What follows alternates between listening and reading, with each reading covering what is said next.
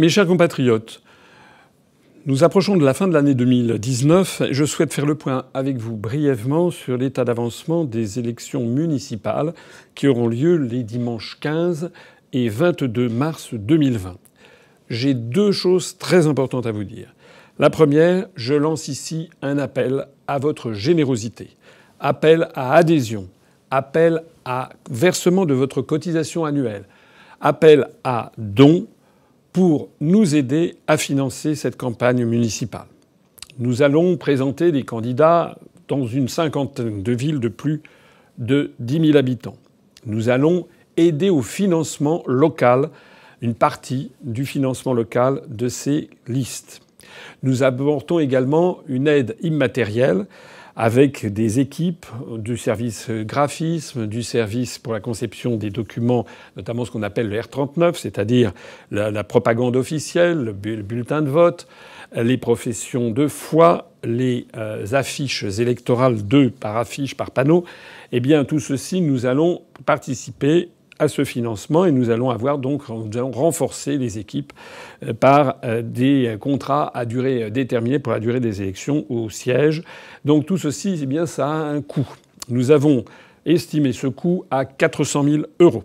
Nous ne sommes plus, évidemment, dans les coûts des élections présidentielles où on avait récolté 1 800 000 € ou même des élections européennes où nous avions estimé le coût à 1 400 000 €. Donc là, c'est évidemment beaucoup plus modeste, 400 000 €. D'ailleurs, peut-être même n'aura-t-on pas besoin de tout si, comme je vais en parler dans un instant, dans quelques villes, nous n'arrivons pas à terminer la liste. Mais il est important pour nous de nous fixer cette cible de 400 000 €. Si d'aventure on avait un petit surplus, bien on le mettrait au fond de roulement de notre mouvement politique. Donc mon premier message est celui-ci. Nous sommes aujourd'hui le 20 décembre. Il reste 11 jours jusqu'au 31 décembre si vous voulez bénéficier du fait que votre versement, 2 tiers de votre versement sera défalqué de votre impôt sur le revenu si vous payez un impôt sur le revenu au titre de l'année 2019 acquitté en 2020. Eh bien, voilà, vous avez encore quelques jours pour le faire. Donc songez-y bien, c'est très important. Nous ne sommes d'ailleurs pas les seuls partis politiques à se tourner vers leurs adhérents et leurs sympathisants. Mais nous, au moins, nous mettons carte sur table. Nous participons physiquement, financièrement aux campagnes sur le terrain. Moi-même, d'ailleurs, je vais aller sur le terrain, j'irai un petit peu partout. Là, je facturerai aussi, c'est d'ailleurs obligatoire par la Commission nationale, mes frais de déplacement, mes frais d'hébergement. La Commission nationale des comptes de campagne et de financement politique exige et regarde ça de façon très vigilante. Le deuxième message que je voudrais dire, c'est un message de mobilisation générale. Nous avons parmi la cinquantaine de villes de plus de 10 000 habitants des villes où ça marche très bien. Je dirais par exemple La Courneuve dans Seine-Saint-Denis où la liste est déjà complète, ce qui est un tour de force à ce stade de la campagne qui n'a encore pas vraiment démarré. La campagne pour les municipales va vraiment démarrer à partir du 15 janvier. Donc à ce stade, c'est très très bien. Nous avons également des villes où les choses se passent très bien, où même si la liste n'est pas encore complète, elle est déjà à 50%, 60%, 70%, et il y a du dynamisme sur place, beaucoup de dynamisme. Je pense à la ville de Bordeaux. Notre équipe avec Gilles Garçon est remarquable. Je pense à Julia Vincenzi. Ils font un excellent duo tous les deux. Je pense à Nantes avec Hugo Saunier qui est très dynamique. Je pense également à Tourcoing. Je pense à d'autres. Enfin, je ne vais pas les citer tous parce que ça n'est pas tous le cas, mais il y en a quand même beaucoup. Ça marche bien. Voilà. Et puis alors, à contrario, nous avons des villes où ça traîne un peu. Ça traîne un peu parce que nous avons moins d'adhérents dans ces villes-là. Quand on prend contact, quand le candidat à la mairie ou quand le délégué départemental prend contact avec nos adhérents, il y a beaucoup d'adhérents ou d'adhérentes qui disent « Ah ben non, je ne sais pas, j'ai jamais été candidat, je ne sais pas comment faire, puis j'ai des problèmes, je voudrais pas que ça se sache professionnellement, etc., etc. » Le problème, c'est que là, on risque d'avoir du mal à faire la liste.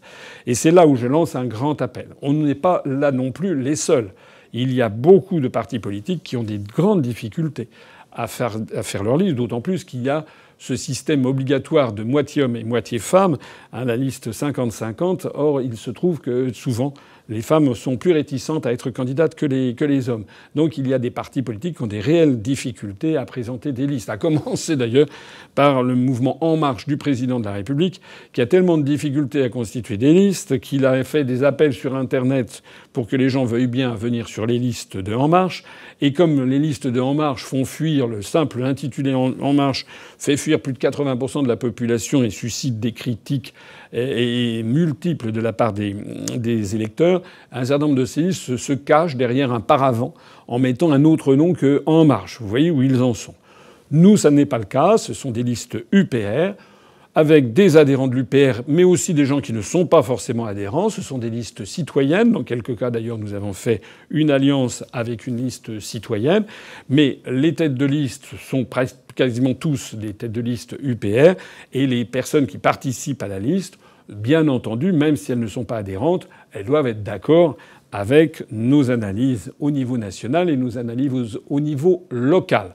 Niveau local, dont je rappelle en gros les points les plus forts, c'est transparence et démocratie, le référendum d'initiative locale, comme il y a le référendum d'initiative citoyenne par exemple, et puis également la lutte contre la corruption, le retour de l'honnêteté en politique. Tous nos candidats doivent avoir un casier judiciaire vierge et nous avons décidé d'adopter les 30 recommandations de l'association Anticorps pour lutter contre le népotisme, contre la corruption, contre le détournement de fonds publics, contre tous ces aménagements face à la morale publique dont on voit que tous les jours il y a des problèmes. L'affaire Delevoye est encore dans tous les esprits.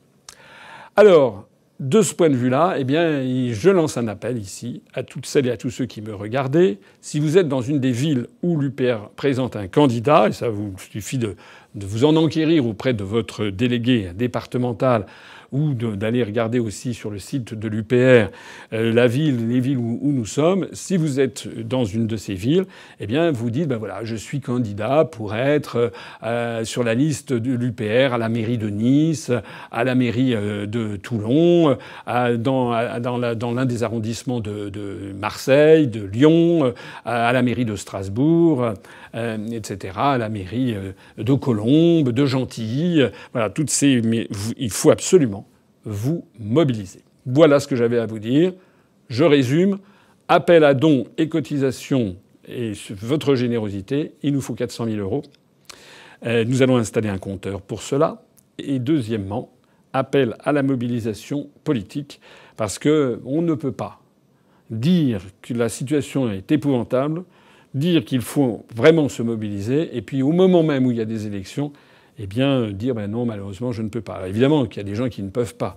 Mais il y a aussi parfois une certaine réticence, un certain laisser-aller, des gens qui disent à quoi bon, c'est le voisin qui va le faire, etc. Mais si tout le monde fait pareil, eh bien on n'arrivera pas. C'est pas un problème qui concerne l'UPR. Au contraire, à l'UPR, nous avons d'ailleurs les adhérents et les militants les plus dynamiques de France. Maintenant, toute la scène politique et médiatique le sait. Mais c'est un vrai problème qui concerne l'ensemble de la politique française. J'apprenais ces jours-ci qu'il paraîtrait qu'il y a dans les zones rurales jusqu'à 30% des communes où il n'y a toujours pas de liste déposée. J'en profite ici, et je conclurai là-dessus, pour dire que si, parmi ceux qui me regardent, vous habitez dans un petit village qui a fait 1000 habitants, 1500 habitants, et s'il n'y a pas de liste, ou s'il y a une liste mais qui a du mal à se boucler, eh bien là aussi, allez-y. Dans les petits villages, ce ne sont pas des listes avec une étiquette. J'avais déjà eu l'occasion de l'expliquer. Mais allez-y, mobilisez-vous et participez à l'action citoyenne au niveau local. Je vous en remercie. Donc, je résume en définitive 2 choses à retenir de mon intervention. Mobilisation financière et mobilisation citoyenne pour être présent et présente sur les listes de l'Union populaire républicaine. Merci à toutes et à tous. Vive la République et vive la France.